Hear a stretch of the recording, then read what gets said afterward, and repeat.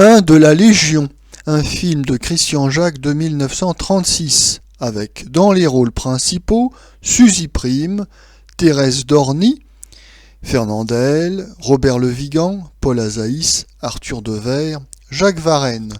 Le sujet: Fernandel est un homme totalement dominé par sa femme Thérèse Dorny. Un beau jour, il est dévalisé par un malandrin qui, après l'avoir saoulé, l'assomme et fait l'échange des papiers d'identité. Fernandel se réveille sur un bateau qui conduit en Algérie les recrues de la Légion étrangère, avec les papiers de celui qui l'a dévalisé et qui avait signé un engagement à la Légion. Après des débuts pénibles, la vie de légionnaire finit par faire de lui un autre homme qui, pour rien au monde, ne veut reprendre sa vie banale et futile. Fernandel devient un héros, se fait décorer de la Légion d'honneur et finit par rempiler sous son vrai nom. Notre avis. Depuis le succès du film Angèle, tourné en 1934, la France entière sait que Fernandel n'est pas seulement un petit rigolo au sourire chevalin, destiné uniquement à des films de comiques troupiers. Fernandel est un artiste complet qui peut tout jouer, y compris des rôles sérieux. C'est certainement ce qui va décider des producteurs avisés à proposer à Fernandel ce film Un de la Légion. C'est un pari risqué car le film débute comme un classique film comique et termine comme un film d'aventure à la gloire de la Légion étrangère. Certes, on a vu de nombreuses fois Fernandel en uniforme, mais c'était dans des films de comiques troupiers tels que Les Gaîtés de l'Escadron, Le Coq du Régiment et tant d'autres.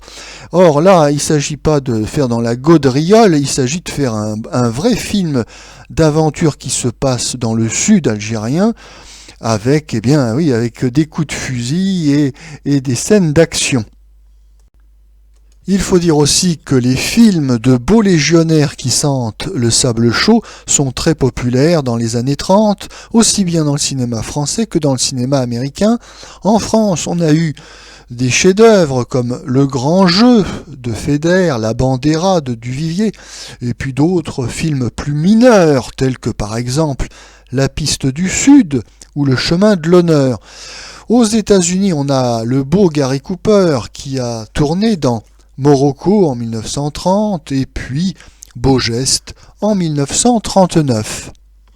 Alors évidemment, Fernandel n'est pas tout à fait Gary Cooper, mais il n'est pas ici question avec Un de la Légion de faire un film d'action à grand spectacle. Non, comme je le disais, il s'agit de commencer le film comme une parodie comique des films de légionnaires, puis de le terminer comme un film d'aventure spectaculaire avec bataille rangée contre les rebelles du sud algérien. L'entreprise est difficile, mais heureusement elle est confiée à Christian Jacques qui, au fil du temps, va se révéler un excellent metteur en scène de films d'action à grand spectacle. D'ailleurs, on finira par le surnommer le Cécile B2000 français. Par ailleurs, Christian Jacques est très doué dans la narration des films comiques. Ses films sont bien montés, bien rythmés. Il a un vrai sens du gag et de l'effet comique. D'ailleurs, on va vraiment avoir besoin de ce talent-là dans Un de la Légion, car il n'y a quasiment pas de ligne de dialogue, il n'y a pas de texte. Tout repose sur le génie comique de Fernandel et sur l'habileté technique du metteur en scène. Et les deux compères vont très bien s'entendre puisque Un de la Légion est le premier film d'une longue association cinématographique qui va de Josette au Dégourdi de la 11e à Ernest le Rebelle, très bon film avec Robert Le Vigan, François Ier et Raphaël le Tatoué. On notera d'ailleurs que beaucoup de ces films seront diffusés pendant longtemps à la télévision française lorsqu'il y avait un service public, les veilles de jeudi, puis les veilles de mercredi, pour la plus grande joie des petits et des grands cinéphiles. Mais il faut bien dire que Un de la Légion est un film quasiment sans défaut, ce qui est bien rare. Nous avons droit à un Fernandel plus rigolo que jamais. Alors, certes, il est un peu livré à lui-même parce qu'il n'y a quasiment pas de ligne de dialogue, mais il est très bien inspiré. Il fait des miracles, aidé en cela quand même par de très bons partenaires. Notons à cet égard la très belle prestation de Thérèse Dorny qui interprète son épouse autoritaire. Elle est excellente dans cet emploi.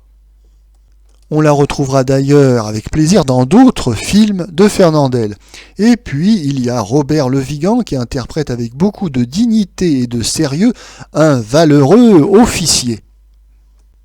Oui, car, comme je le disais, ce film va se terminer très sérieusement par une magnifique scène de bataille orchestrée de main de maître par Christian Jacques et tout à la gloire des armes françaises.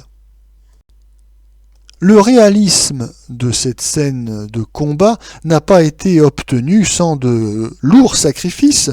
Les grimaces des acteurs ne sont pas feintes.